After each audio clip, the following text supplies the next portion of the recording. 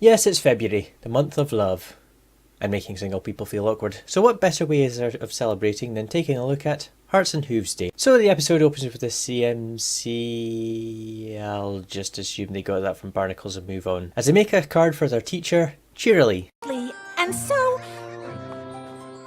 big! I bet she says that to her very special sun pony. Oh, I don't have a very special sun pony at the moment. Wait, wouldn't Scootaloo know that? Hasbro, your packaging's causing plot holes. Well, our intrepid trio decide to find a stallion for Cheerily. Now, I'm not going to question whether or not she's a mare's mare, but I will question where all these stallions came from. The show's usually a real taco fest, except for Encantalot. And at a rough guess, I'd say the ratio of females to males in Equestria is about 10 to 1, and that is including Spike. After a really well sung song where the CMC find that all the stallions in Ponyville are taken, well, all but one, Big Macintosh, so they decide he's best for Cheerily, much to Applebloom's surprise. And surprisingly, it's based on something other than looks, but Applebloom still has reservations. But he's also pretty shy. So the Crusaders set up a picnic in the park and lure Big Macintosh and Cheerily to it in the hopes it'll cause sparks to fly and they fall madly in love.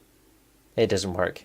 And while the Crusaders ponder what they should do next, they bump into Twilight, who gives us the backstory on Hearts and Hooves Day. Did you know that this holiday got its start because of a love potion? A love potion? It even has the recipe.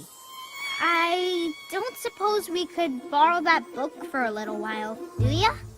Of course you can. So they make the love potion, and is it just me or does it seem like the ingredients seem like the sort of thing a Pegasus would have easy access to? Take a tuft of cloud, a bright rainbow's glow. Stir with a Pegasus feather. Hey! I feel kind of bad tricking my brother and Miss Cheerily this way. Yes, you should feel bad. This is a bad idea. Well, they go through with it and Big Macintosh and Cheerily take the potion. Will you be my very special sun pony? Hey, she does ask him. You're my cutie patootie lovey-dovey honey bunny. You're my hearty, smarty, smoochy, woochy, baby weirdie. Their lovey-dovey talk is cute. I mean, it's all under the effects of a potion, but still. Ah, is that Cadence? I mean, I know I should be focusing on the fact that CMC are looking in the book and find they gave Big Macintosh and Cheerily a love poison instead of a love potion, but that's Cadence. The book says they need to keep Cheerily and Big Mac from looking in each other's eyes for a whole hour to break the curse. So they find Big Mac and Cheerily creeping out Mrs. Cake at Sugar Cube Corner. And they have framed pictures of each other even though they've looked in each other's eyes non-stop. Eh? Gosh, you two are so in love. The next thing you know, you'll be getting married. I think that would have been funny if that was what broke the curse. Well, the CMC take Big Mac to get a ring for his Snoopy dupe, and Cheerily to get a... Jeez! So how does this go? Applebloom loses her brother, and when she finds him... I could watch that all day. Well, Applebloom tries to stop Big Mac by tying him to bulls pulling anvils and a house. Wait, why is he working on a farm? He should be fighting crime! Well, the CMC finally stop him when he falls down a hole they dig, and Cheerily hears him shouting from outside the boutique.